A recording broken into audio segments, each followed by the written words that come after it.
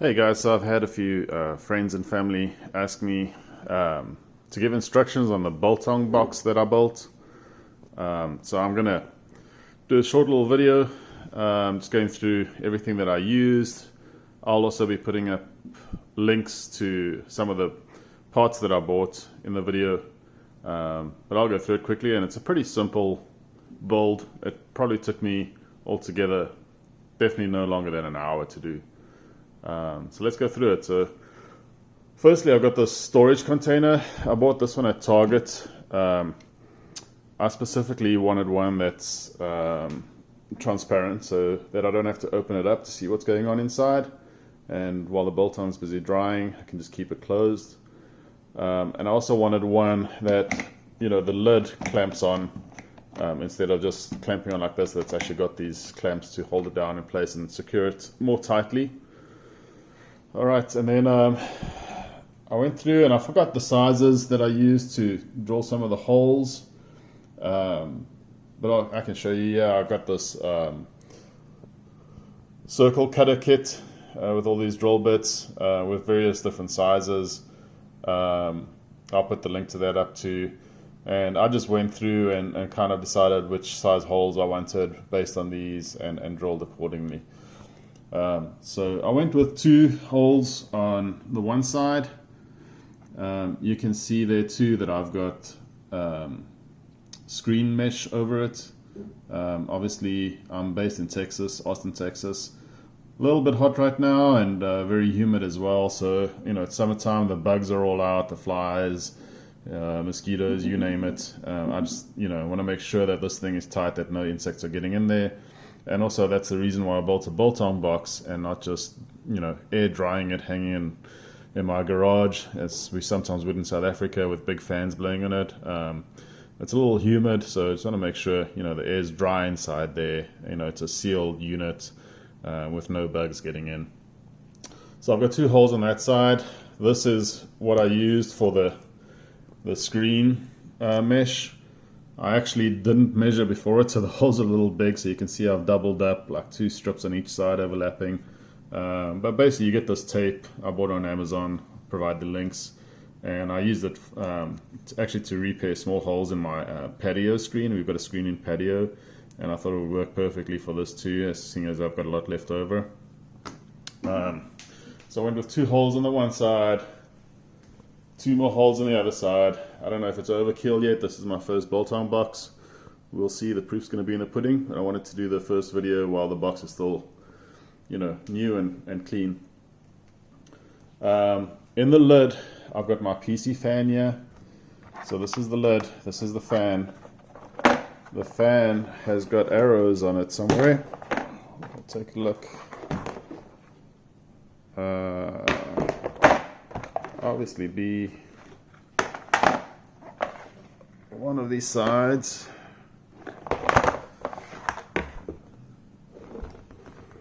Alright, I'm not seeing the arrows right now. They're on one of the sides. Oh, there it is. Very difficult to see because I went with a transparent fan. I don't know if you can see that there. I'll try hold and zoom in on it.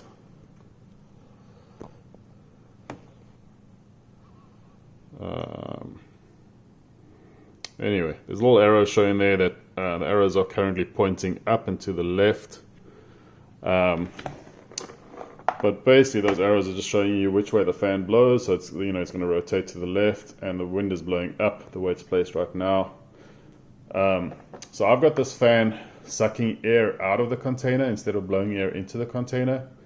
The most important thing is obviously air circulation, getting that airflow and air circulation inside the container to dry the meat. It's an air dry process when you make biltong. It's not a dehydrator like you'd use for beef jerky. So you just want good airflow going on there. As I said, this is my first box. We'll see how it turns out, how long it takes to dry, etc. But so that's my PC fan. I bought a little, it's got the 2 and 3 prong little connectors. I also bought a little 12 volt US socket adapter, and as you can see, it's the one that you can put different adapters on. Okay, This is just a little 2-prong adapter. It's a bit difficult doing this while I'm holding the camera. But there you go. And this just plugs in the little, try and hold that.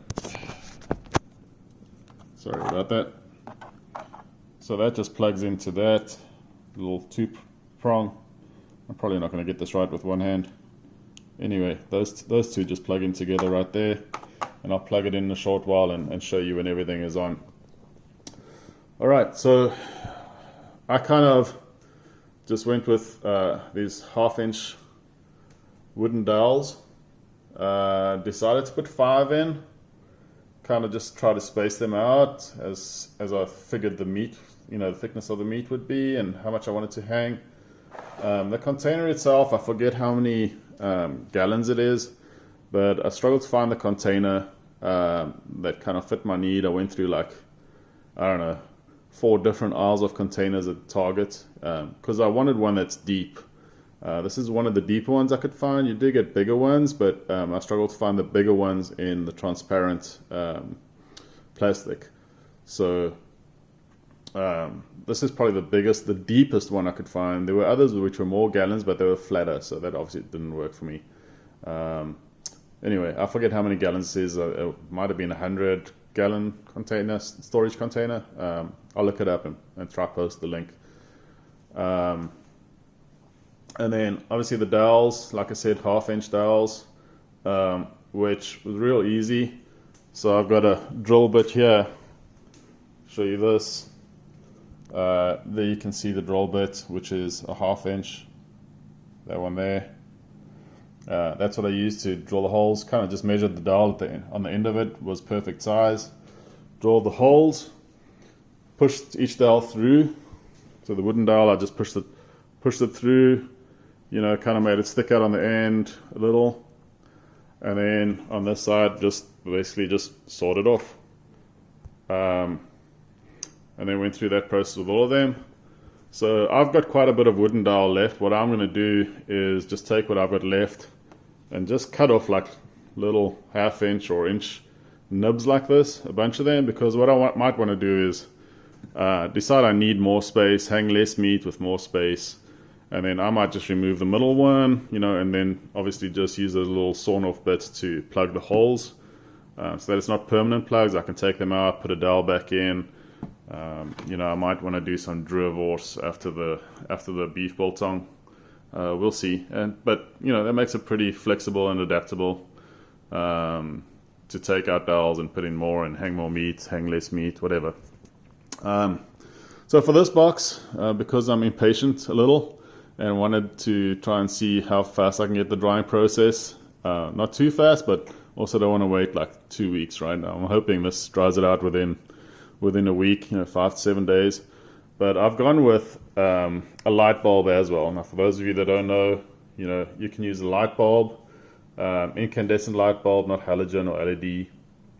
And the incandescent light bulb, would you get in there and you can see it there? Okay. That's just going to create heat. You want to put it at the bottom. It's going to create heat, and that hot air is obviously going to rise to the top. And that just helps create that airflow, right? So you're going to have the fan at the top, sucking out air. That's going to be coming in through the sides, and then you've got the bulb as well, creating more airflow, just generating hot air, which will just rise up and come out of the fan. So what you see here, I actually bought this thing as well, and I'll again post the link. I don't know, I went for a little bit, probably too fancy light socket. This is actually meant for like hanging lights and chandeliers and stuff. It's way overkill. It's got a whole dimmer as well. I'm obviously going to set it on the brightest. Fancy rope and kind of this, it looks like copper fitting, or I don't know, polished brass or something. I don't know. I've got those left as on.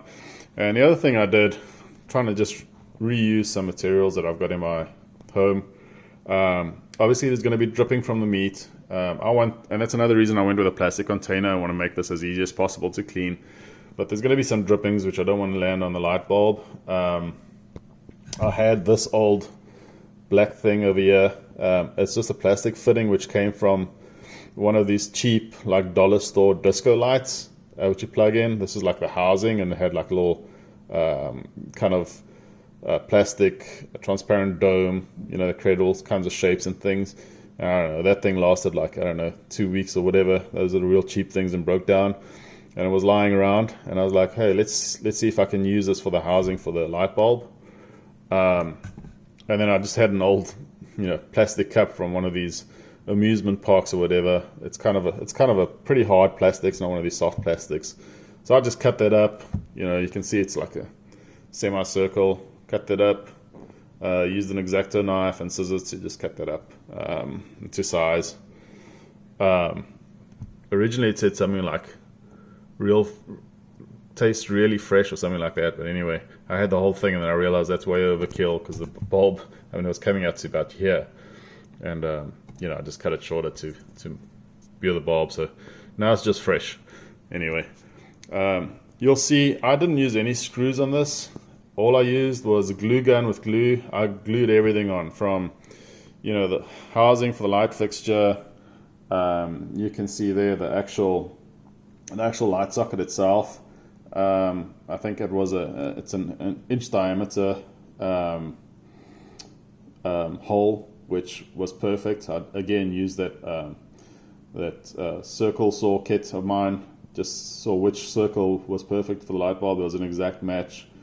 Drilled it. The light socket itself, kind of just pushed it through with a plastic container giving way a little bit. It was a snug fit. Probably didn't even need glue, but obviously I did glue on both sides just to keep it in place and make it more secure. Same thing with the fan. The fan, I didn't use any of the little screws that came with the fan. Didn't go buy extra nuts and bolts. This is just glue all around. The hole I cut in the lid for the fan was actually a little big. I should have measured a little better. Because the fan is kind of like, it's almost a circle, but it's it's square on the sides there, right? It's square on the sides. So what ended up happening is little gaps on each side, on all four of the sides. So I just used the glue, and I really just sealed up those gaps, right, that were sticking out. You can see there, there's quite a bit of glue like in the middle of the sides. There were little gaps there, which again, I just don't want insects getting through. I'll see how this goes. Obviously there's gaps where the fan is. I don't foresee any insects getting in there, because this thing's going to be blowing all the time. But if I see that does happen, I'll put mesh on the underside of the lid. I might go ahead and do that anyway, but probably not for the first batch. But it should be good. This fan's blowing. It spins pretty quickly. I don't think insects will get in there, and it's it's blowing upwards, so they'll have to go against the wind to get in there. That's pretty much it. I'll show you guys what it looks like when it's all switched on. One more thing, make it easier to clean up the drippings. I'm going to lay some foil down at the bottom before I hang the meat. I've got S-hooks as well, which I've got to go find in my garage. I bought a while back, which especially for this purpose. I can't remember if I bought metal ones or plastic ones. Some people complain about metal taste in their meat that comes through if you use just regular wire, fence wire to hang your meat, or metal S hooks. Some people prefer plastic. Either way, so others are saying they don't taste any of that metallic taste in their meat at all. But yeah, that's pretty much it. Like I said, lay foil down, make the cleaning process a lot easier from the drippings. And that's about it. Alright, so just to show you guys what this looks like when it's on. What I didn't mention about the fan is it's a 125 by 125 by 80 millimeter fan. You get smaller ones. I do have a smaller one too. So if I feel that there's not enough airflow, I might go and tweak this box and mount the small fan blowing inwards from the far side. So I'll probably mount it somewhere here between these two holes, kind of at the top here. I might put a fan blowing inwards, but for now I think it might be overkill, so we'll see how the first batch goes. This was like $6. You get $4 fans. I went for the transparent one. I thought it looked cool, and you got like different options for LED lights. So when this thing's running at night in the kitchen, it will look cool with the blue LED lights shining through. And there you see the bulb on. That's going to generate your heat, create that airflow, extra airflow with the heat. Yeah, that's pretty much it. We'll see how it works out.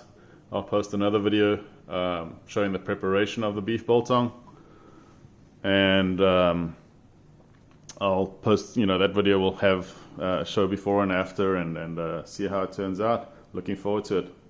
See you later.